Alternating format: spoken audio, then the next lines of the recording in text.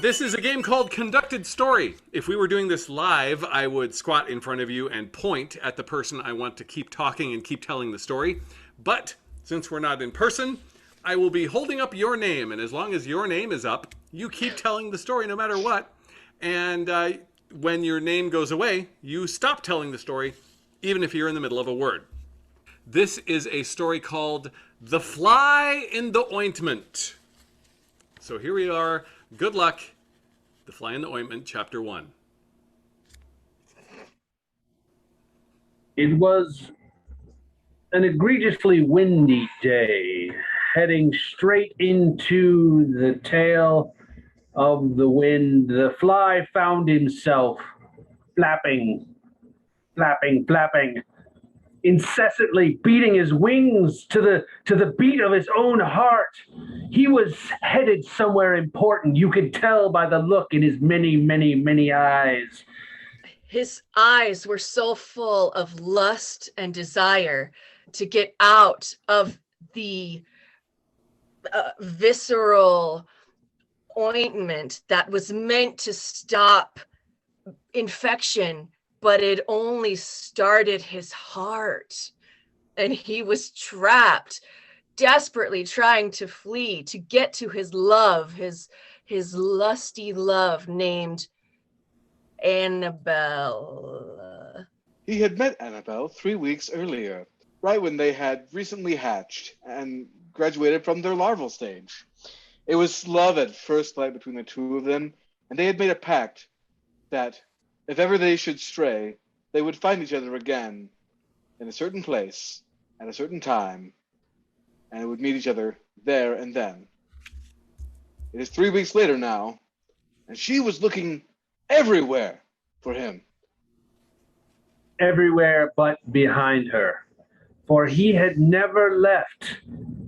He was with her all along, just like 3 weeks ago when they had been in that arithmetic class, and he had really fudged up one of the answers to the question, but she didn't notice because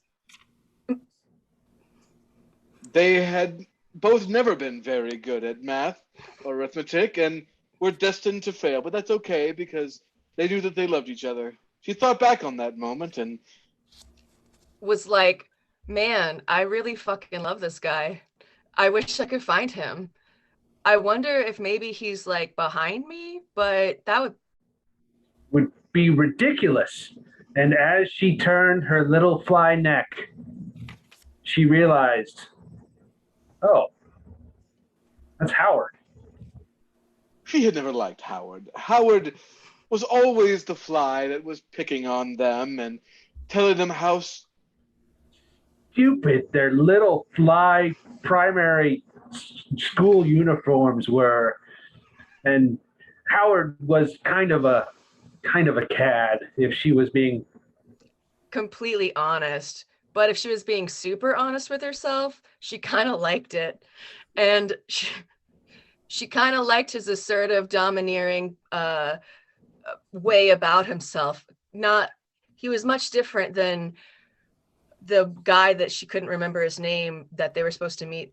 Which is awkward because they had spent so much time together in school. She realized that perhaps Howard could provide a better life for her. As much as love is grand and great, there is something to be said for those who can provide. Although he also had a hot bod. He was the hottest fly of their larva primary school class.